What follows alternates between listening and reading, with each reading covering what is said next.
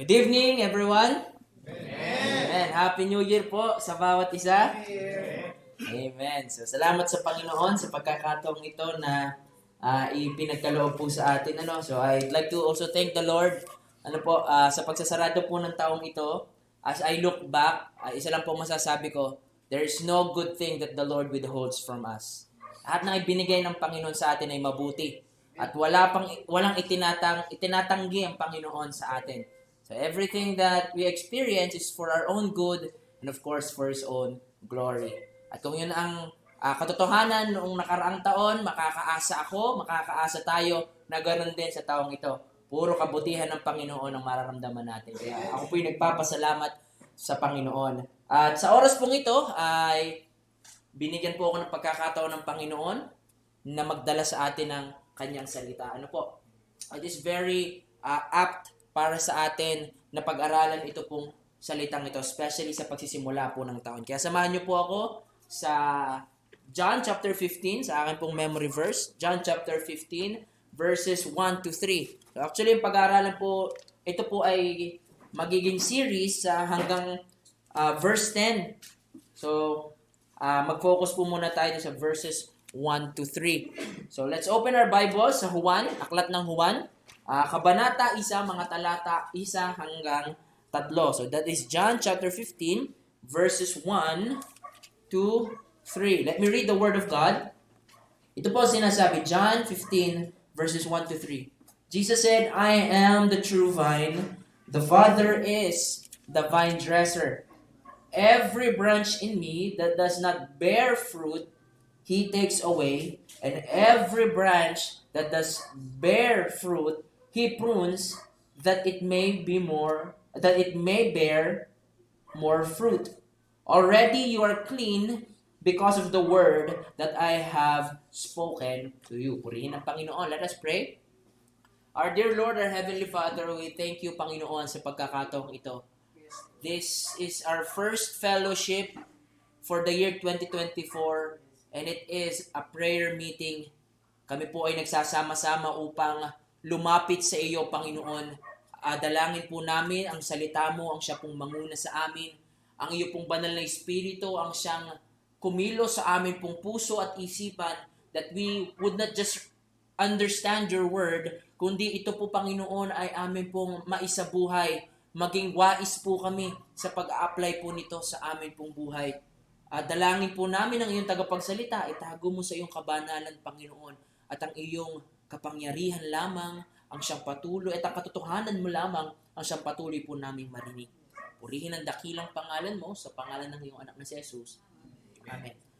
Okay, salamat po sa Panginoon. So, nung bagong taon, mga kapatid, marami pong pamahiin ng mga Pilipino, kagaya po na nasabi ng ating pastor nung nakaraang linggo. So, iba-iba po ang pamahiin ng mga tao patungkol sa isa para magkaroon po tayo ng manigong bagong taon o a prosperous new year. Okay, so meron tayong prosperity bowl na may mga bigas at maraming mga pera. Yung iba ay may feng shui na tinatawag, wag mo daw ilalagay ang kama mo sa tapat ng pinto kasi hindi mo mabubuksan ang pinto. Malas daw. So, yan yung mga sinasabi ng mga tao. So, a lot of people believe sa mga bagay na ito kasi sila'y umaasa na ang kanilang buhay ay magiging prosperous. When we say prosperous, ang nasa isip ng tao ay walang problema financially, walang problema sa health, yung kanilang inaasam na promotion sa trabaho ay makukuha nila, yung mga dream cars nila ay makukuha nila. This year, makakapagpatayo ako ng bahay. Ang sabi nga ng mga post na sikat, akin ang taong ito. Hindi na namigay. Kina nila na. So, yun po yung idea ng prosperity na meron tayo. But in the Word of God, actually prosperity is promised unto us.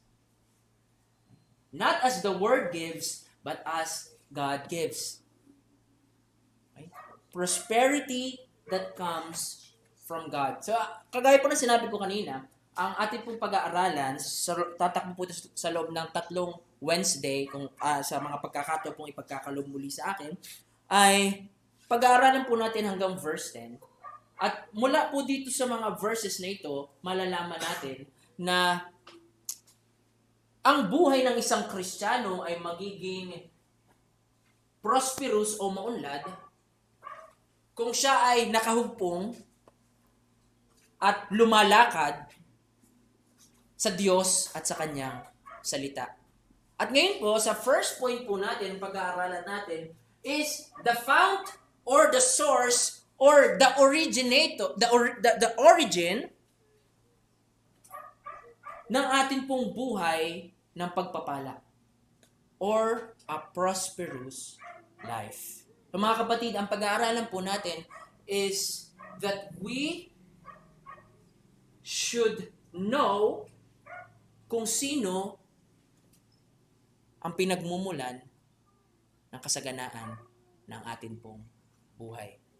And by the end of it all, ma-realize natin kung tayo may relasyon sa Panginoon, that we are blessed beyond measure, that we are prosperous in our life. No matter what status of financial, yung estado ng ating pong financial na kalagayan, estado ng ating kalugsugan, estado ng ating posisyon sa lipunan, if we are in Christ, we are blessed beyond measure. But the most important for us first is to really know kung ano po ang pinagmumulan ng kasaganaang ito. Let's read the Word of God from verse 1 hanggang verse 3. Ito po ang sabi ng salita ng Panginoon. Again, I am the true vine, and the Father is the vine dresser. Every branch in me that does not bear fruit, He takes away, and every branch that does not bear, or that does bear fruit, He prunes, that it may bear more fruit.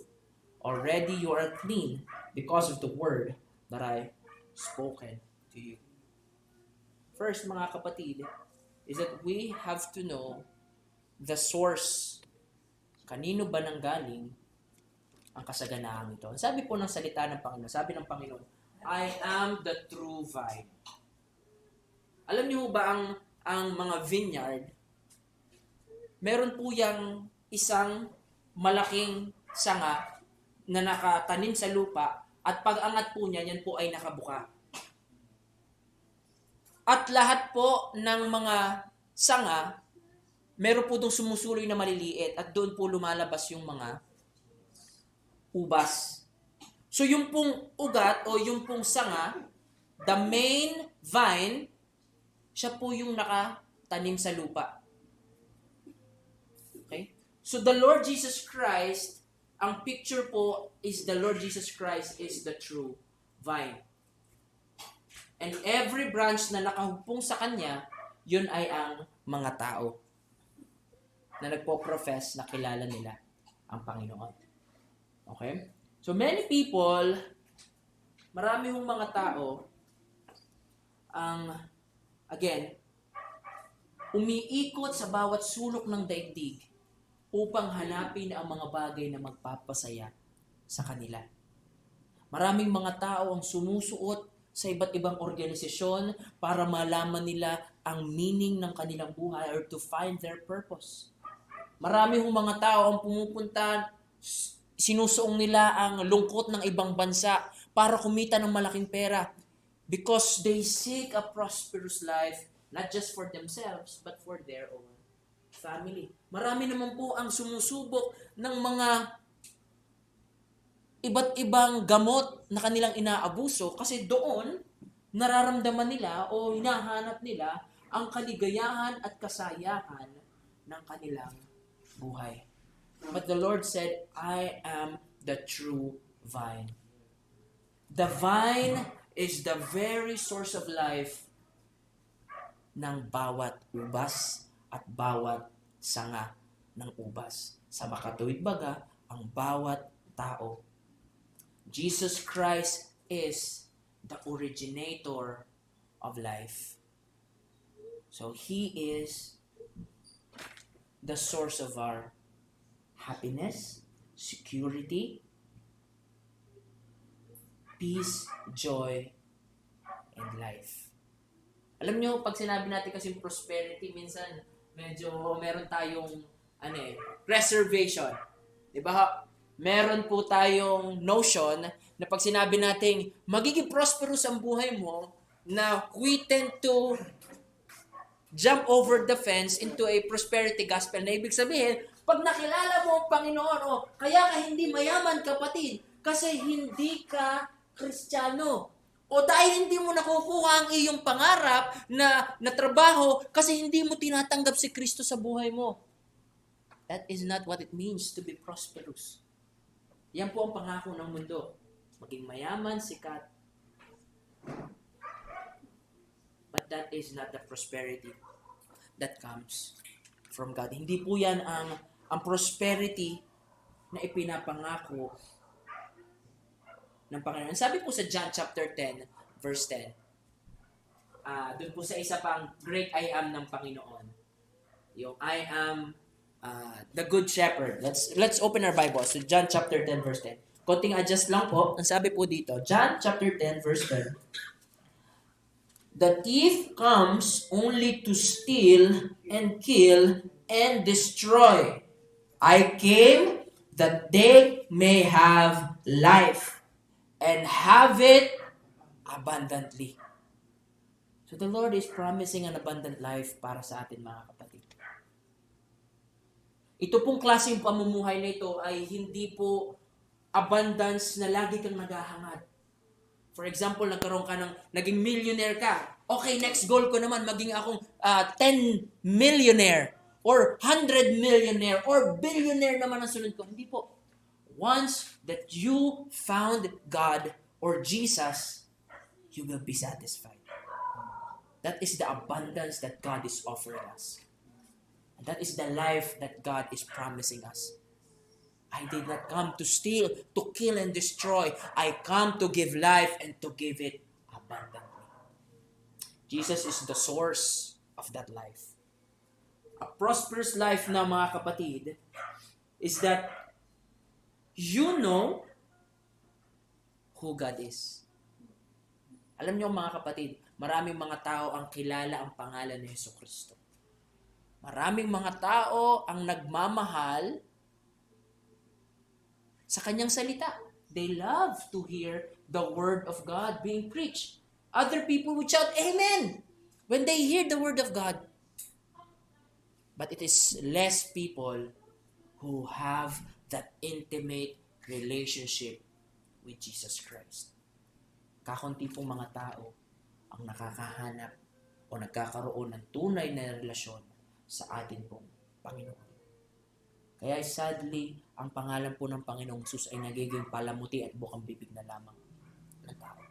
Kaya po ang sabi ng salita ng Panginoon, wide or narrow is the path, and small is the gate that leads to life, and few will be there to find it. Minsan pag po tayo lumalabas, pag po nagsishare tayo ng gospel sa ating pamilya or gusto natin makakilala sa Panginoon ng mga tao, iniisip natin, bakit kaya itong tao to, ibinahagi sa kanya ang salita ng Panginoon, hindi pa tinatanggap. If you only know na ito lang talaga ang pag-asa natin, kung alam mo lang ang kagalakan na matatanggap mo once na kumilala ka sa Panginoon. But many people reject Jesus Christ because ang panawagan po ng mundo ito, this world is set upang bulagin ng tao, upang sabihin ng tao, o upang sabihin ng mundong ito. Kagaya po, meron po kaming kamag-anak. Pag po in-invite siya ni mama, or kahit kami, pag in-invite po namin sila sa church, ito po ang sinasabi niya. Tingnan po natin kung narinig din natin ito sa iba. Alayo ko dyan, bawal sa inyo magsayaw. Alayo ko dyan, bawal sa inyo ang magpiesta. Alayo ko dyan, madaming bawal. Right? Para bang pinagkakaitan ng tao? Kasi sa naturalesang pananaw ng tao, ang kasiyahan at kagalakan ang punto ng mundo. Kasi ang punto nila, ang gusto nila ay yung masusunod ang kanilang layaw. Mga kapatid, Kung meron pa po sa atin dito na ang kanila pong kagalakan ay natatagpuan sa mundong ito, search yourself. Tingnan po natin, baka mamaya nito, sinasama lang tayo ng ating pamilya, ine-expect lang sa atin ng ating mga nakapaligid sa atin na kailangan nating umattend kasi ang tagal na nating Kristiyano. Pero yung pala talaga, nagbabalat kayo tayo. Mamaya po, titingnan pa natin yan ng mas malalim. Make sure that you know the fount, the source of this blessed and prosperous life. That is no other than Jesus Christ. Ang Panginoon lamang po ang nangangako na kung tayo'y mananampalataya sa Kanya, makikilala natin kung sino ang Diyos.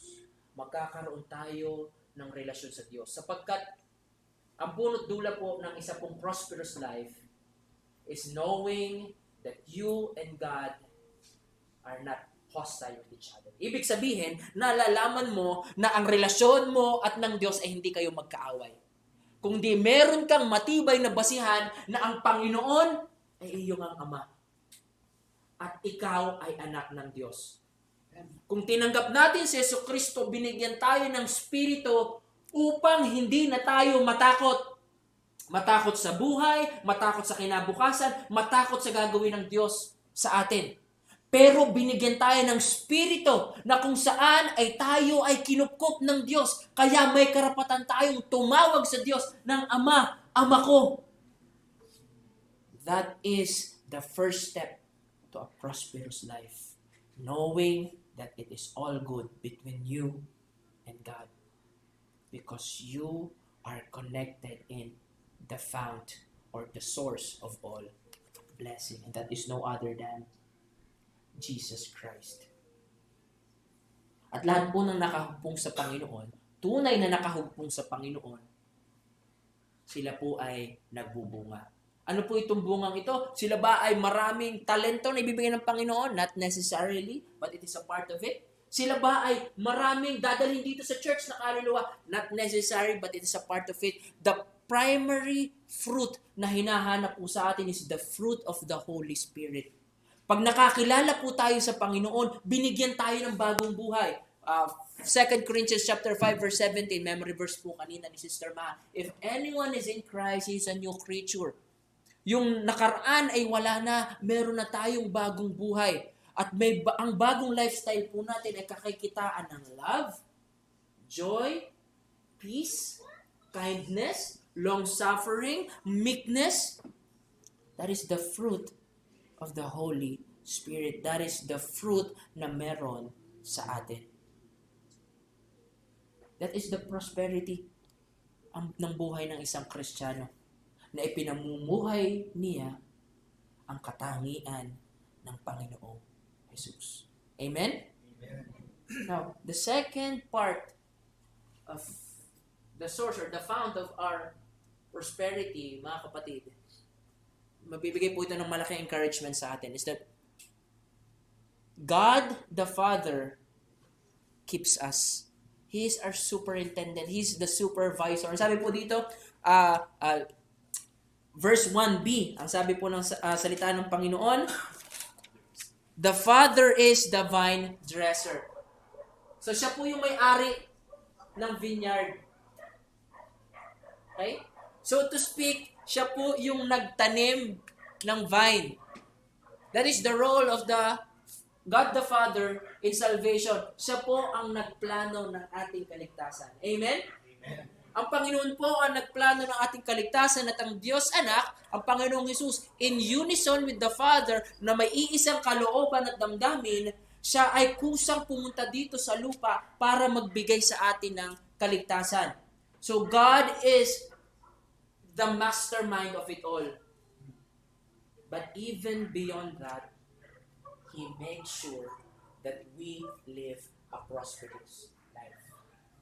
Sinisigurado ng Diyos na ang pamumuhay ng isang Kristiyano ay maunlad na pamumuhay. Amen? Amen. Paano ito ginagawa ng Panginoon? Yan po ang ating titingnan. Ang sabi po dito, One, sa point po natin, is He removes dead branches. He removes dead branches. Ang sabi ng salita ng Panginoon, verse 2. Let's go back. Ang sabi po dito, every branch in me that does not bear fruit, He takes away.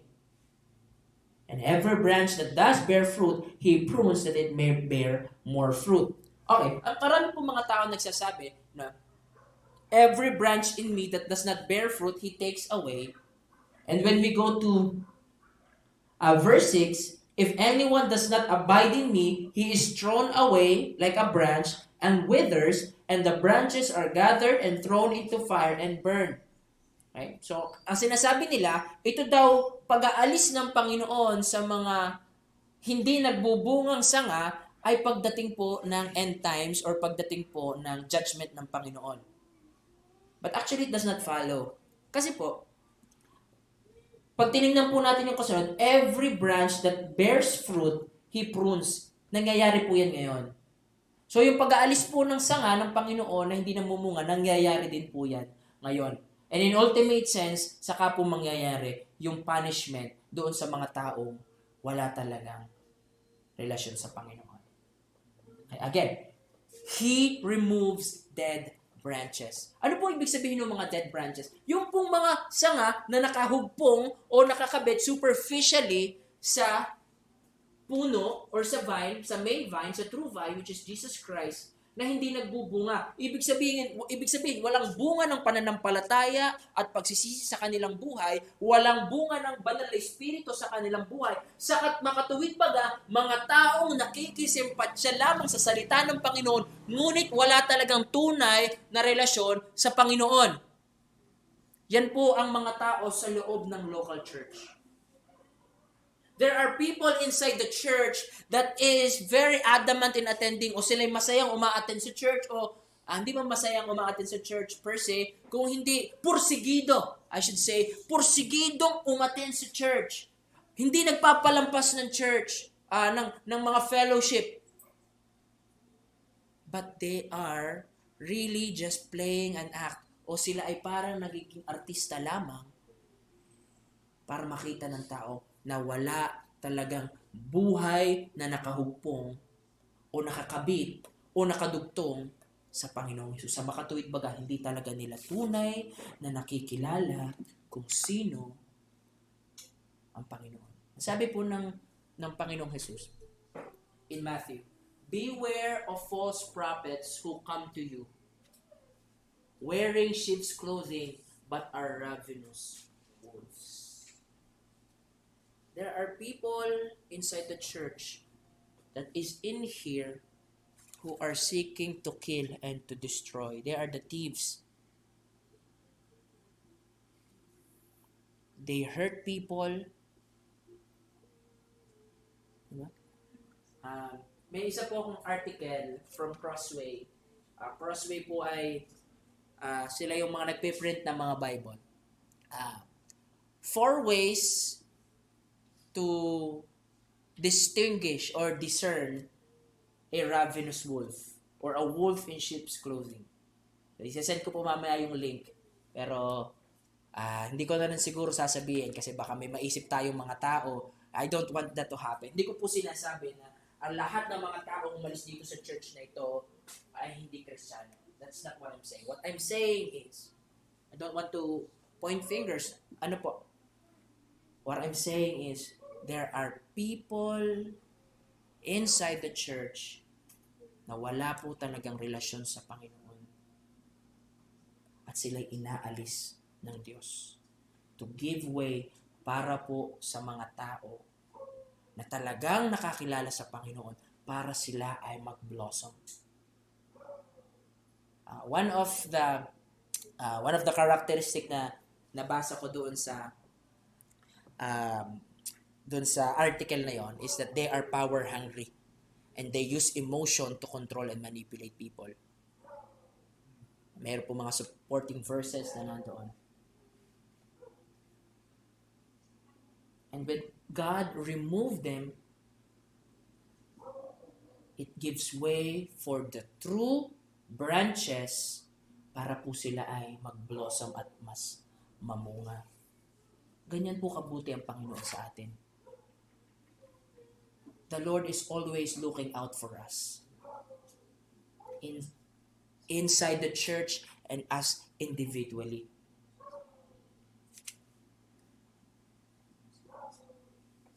Kaya mga kapatid, again, nananawagan po ako sa atin. Siyasatin po natin ang ating sarili. Let us make sure na tayo ay nakahugpong sa Panginoon. Let us make sure na ang relasyon natin sa Panginoon is genuine. Kagaya po ng sabi ni Peter, examine to show thyself if you are in the faith. Now, next, ang sabi po ng salita ng Panginoon, how about the branches na nagbubunga? Every branch that does bear fruit, He prunes that it may bear more fruit. Ibig sabihin, those people who have put their faith in Jesus Christ and are not dismayed, who repented of their sin, and now they are walking in the newness of life, yan po yung pag-umpisa ng pamumunga natin. Diba? Paano, Panginoon, sabi nung disipulo, paano natin malaman, Panginoon, kung sino ang sa iyo at kung sino ang hindi sa iyo? Madali lang yan, sabi ng Panginoon. Tingnan mo ang kanilang bunga. Right? If we have this saving faith sa Panginoon, tayo po ay may bunga. Pero ang gusto po ng Panginoon, ang bunga po natin is abundant. So what He do? Ano pong ginagawa niya? What He does is, He prunes us. Nililinis tayo ng Panginoon. Alam niyo ba ang pruning is pinuputol ang bahagi ng isang puno? It shows that oftentimes masakit po yan. Sino dito ang dumadaan sa pruning? Dami tayo, lahat ng Kristiyano dumadaan sa pruning. Sino dito ang alam na siya'y pinuprune ng Panginoon? Mahirap po na hindi natin alam na pinuprune tayo ng Panginoon.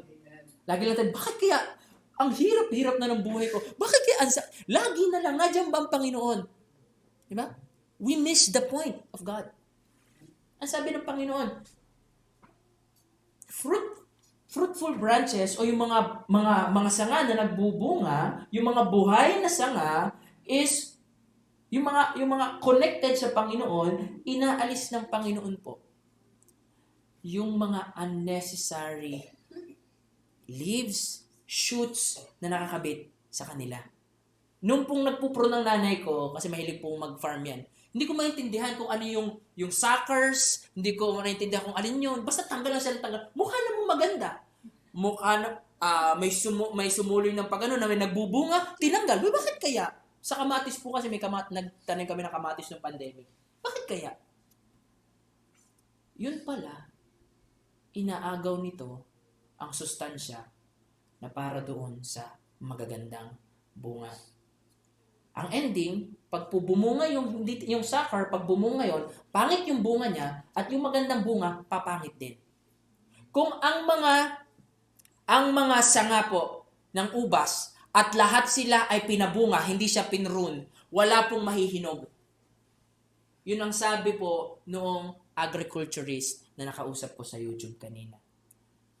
Yun daw mga bunga, pag daw hinayaan ito na lahat ay magbunga at hindi maglinis, marami tayo dito mga agriculturist hindi daw magbubunga, pero hindi magtutuloy, hindi gaganda, at hindi mahihinog. Kaya mga kapatid, meron ba tayong plano na gustong-gusto nating mangyari sa buhay natin, pero hindi mangyari sa buhay natin? Meron? Amen? Amen. There are ways that seems right unto man, but the end thereof are the ways of... Kaya pinuputol ng Panginoon. Kasi hindi ito ang maunlad na buhay na para sa atin. Pinuprune tayo ng Panginoon, mga kapatid. Pinuputol ng Panginoon ang mga bagay na nagpapaalis sa atin sa main purpose ng buhay natin. Ano ba ang purpose ng buhay natin? All things for the gospel. Our main purpose, ang hininga ng buhay natin ay para sa Panginoon. To live is Christ and to die is gain. Mga memory verses natin. Alalahanin natin ang sinasabi ng verses natin. Kaya kung mahirap ang buhay natin mga kapatid, you are one step closer to an abundant life na inihanda sa atin ng Panginoon. Ang hirap ng buhay natin, congratulations! Nililinis ka ng Panginoon. Pero bakit naman? Pastor, 10 years nang mahirap ang buhay ko. Paano? Ang daming mga sanga na pinipilit nating pabungahin. Minsan, naputol na ng Panginoon, gusto pa natin patabuin. Ha? Inalis na ng Panginoon, gusto pa natin patabuin. Hindi talaga matatapos ang pruning kung madaming nakasuloy sa atin. Focus on what's important. And that is to glorify God. And to do what He wills. Alam niyo mga kapatid, as we go, pag nagpatuloy, sa pagpapatuloy po natin, makikita po natin kung ano ang ibig sabihin ng pagpapatuloy or abiding in Christ. We should be one in Christ. So parang mga born again po nga. Sabi ko, may abiding in Christ, we are one in Christ. So pag-aaralan po natin yan mga kapatid. But for now, let me give you a few example of people na nakaranas ng pruning ng Panginoon. Lala niyo po si Job. Right? Job is one of the most righteous people or mga righteous people na makilala natin. Pero dumaan pa rin siya sa pruning. At ang pruning na pinagdaanan niya, mas mahirap pa sa pinagdadaanan natin ngayon. But when God is finished with Job, ano po yung nangyari kay Job? Nakilala niya kung sino ang Panginoon sa kanyang buhay. And he learned to trust God. Yung huli nga pong sinabi ng Panginoon, therefore, ang sabi niya, your wisdom or your words is too wonderful for me. Therefore, I repent in ashes. Nagsisi siya kasi lumaki ang tingin niya sa sarili niya. Hinayaan niyang lumaki ang tingin niya sa sarili niya kaysa sa Panginoon. And at the end, pinagpala po siya ng Panginoon. Si David, ang sabi po sa Psalm 51, purify me with hyssop. David is chosen by God. Sabi niya, from his own heart. Pero hindi po ito naging dahilan para hindi siya i-prune ng Panginoon. Kung tayo po ay dumadaan again sa pruning mga kapatid, tinatangi tayo ng Panginoon. Minamahal tayo ng Panginoon. At inihahanda tayo ng Panginoon para sa isang buhay na kaya-aya para sa Kanya. Kaya nga, yamang nalalaman natin na ang Panginoong Hesus ang source ng abundant life. At ang Panginoon ang siyang nangangasiwa para tayo ay manatili sa masaganang buhay. Dapat po tayong magtiwala sa Diyos. Dapat tayong umasa sa Diyos. Magpakumbaba tayo sa Panginoon. Panginoon, your will be done in my life. This year, 2024, lumakad po tayo sang-ayon sa kalooban at salita ng Panginoon. We will be living the most abundant life that we would live kung tayo po ay mananatili sa source at sa supervisor ng ating pong buhay. Amen? Amen. Tayo po naman. Dear God, our Heavenly Father, we thank you, Panginoon, sa katotohanan ng iyo pong salita. We know that our Lord Jesus Christ is the source of our salvation, the source of our life, the source of our abundance sa aming pong buhay. And we know na hindi niyo po kami pinababayaan. Kaya Panginoon, dalangin po namin na sa mga katotohanang itong aming naintindihan, tulungan niyo po kami at turuan niyo po kami na magtiwala at umasa lamang sa iyo, Panginoon. Ikaw po ang siyang patuloy na kumilos sa buhay ng bawat isa.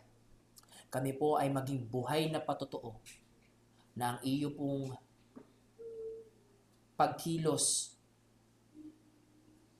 at ang iyo pong karunungan at ang iyo pong salita ay tunay na makapangyarihan. at ang buhay na hinahanap ng tao ay sa iyo lamang matatagpuan. Salamat po, Panginoon. Purihin ka in Jesus' name.